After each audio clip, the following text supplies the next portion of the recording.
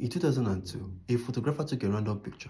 That picture almost ended up destroying a 150-year-old luxury brand. So here's what happened. A British newspaper had published a picture of an actress who everybody knew was struggling with cocaine addiction. Her name was Daniela Westbrook. Daniela was just minding her business with her baby on the streets of London when a random photographer took that picture of her. She was wearing a Burberry miniskirt, carrying a Burberry handbag while pushing a Burberry stroller. Even her baby was dressed in Burberry. The Sun newspaper took that picture and published it with a one-word caption: "Chaftastic." That was a tipping point that changed everything. For context, chaff was the word that British people used when poor and middle-class people start wearing designer clothes aggressively. Do you know how bad things got?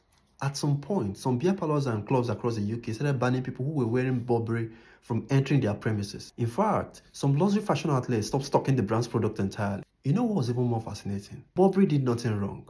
They didn't change their products. They didn't change the quality of their products. But somehow, they had gone from being the brand worn by Britain's richest people to the one worn by every agbero in town. And that's one of the worst things to happen to a luxury brand. There's actually a name for this. It's called pro drift. It's what happens when something that's supposed to be a luxury product is now being used by every Tom, Dick and Harry in town. Normally, when this happens, sales start spiking.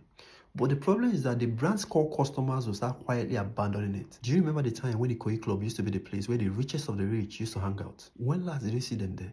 Burberry was making a lot of money, but it was also dying at the same time. So they knew that they had to do something urgently. That was the moment they decided to destroy the one thing that makes their product instantly recognizable: the Nova check. At the time, it didn't make sense, especially because sales was good. By 2005, only just 5% of their products still had a check on it. By the time they brought it back, they had to rebuild the face of the brand from scratch. It was then they chose Naomi Campbell and a few other celebrities to become the new faces of the brand. By 2011, Burberry had delivered 27% growth. Interestingly, Daniela Westbrook had no intention of destroying the Burberry brand. She simply went about her business and almost ended up destroying the brand. You could do everything right, build a premium brand, maintain quality, and do everything necessary, and then one morning, one random person does something randomly, and the story the world tells about you and your brand changes forever. Burberry didn't ignore the whole thing and hope that the picture will be forgotten. They did what needed to be done at that time. Sometimes, it's not about what happened to your brand, it's how you respond to it.